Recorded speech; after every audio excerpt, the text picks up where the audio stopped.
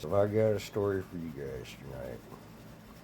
When Joey and I were in rehab, the guy who had recommended the rehab to us, a guy by the name of Matt Spalding, we he told us to go to that rehab and everything, and we thought he was an alright kind of a dude. I'd been in prison with him, you know. He told us if we needed anything, get a hold of him. Well, my mom was up at the lakes and stuff, so we wired him $270 July 4th to go get us 2 cartons of cigarettes and a couple vapes. And he said, bet, I got you, homeboy.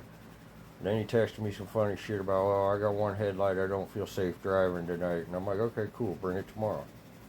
Well, he ripped us off. Tomorrow's never came. Tomorrow never came. So, you know, I was pretty upset about that. So a month passed, and we called him the other day, and he said, look, man, we texted him, and he said to call him. So we called him, and he's like, look, I was wrong. I shouldn't have done that to y'all. You guys are family and shit. That was wrong. I'm a heroin addict. I'm sorry. I didn't mean to do that to you guys. I thought you guys were siding with somebody else about this. And I'm like, man, I don't give a fuck about any of that shit. Where's my money? And he's like, I got you, dude. So he was supposed to pay us today. He told us to meet him in Perry. So we went to Perry. Wasn't there. Shut his phone off. So we drove up to Jefferson, and we went to where he lived. And as we were pulling up, he was going in the house. He run in that house real fast like a scared little rabbit.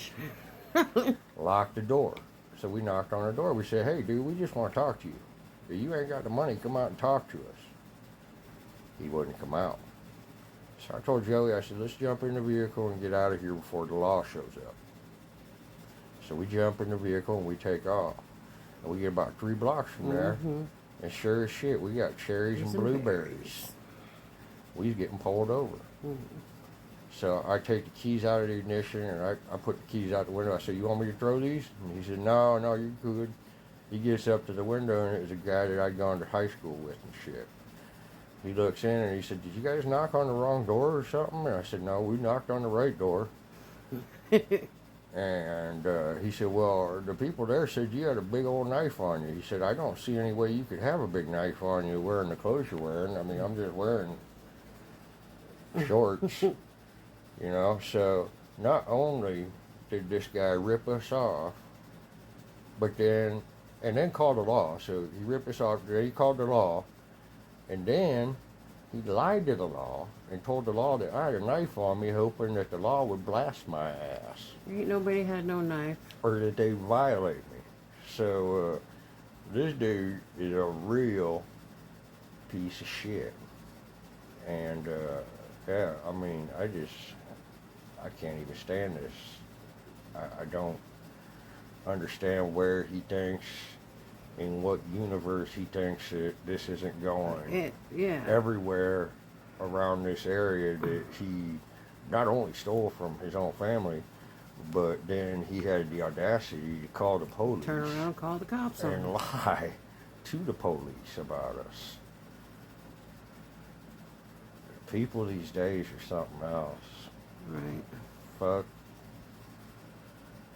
Man, it ain't even worth being out in the street with weak ass people like that, man. I mean, this dude full. Jesus, I don't even know what to say. I'm flabbergasted. If it was a different officer and they had that information, I'd they would have had a gun on you. I'd had a gun on me and possibly gotten shot tonight. Yeah. It had not been the officer it was, and he was extremely cool, and I do appreciate that. He was white as hell with me, and he just did his professional job And sent us on our went way. his way and sent us on our way. But man, that dude tried to get me killed tonight because he owes us money and ripped us off. So he tried to get me killed by a cop. And not only are you a snitch, but you're a lying ass snitch. FTF 030.